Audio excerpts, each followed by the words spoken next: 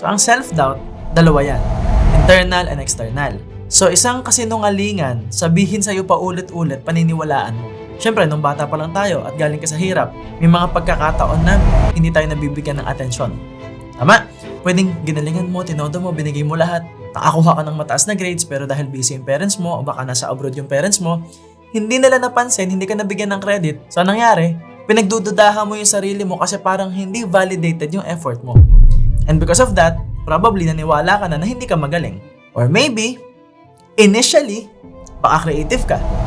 Pero sa school, initially, hindi naman agad-agad nabibigyan ng credit yung mga creative. Kailangan magaling ka magsaulo, magaling ka magbasa, maganda ka magsulat, creative ka nga eh. So ano maririnig natin? Yung mga salitang bobo, di ka magaling, at ulit-ulitin mo yan, paniniwalaan niya ng bata.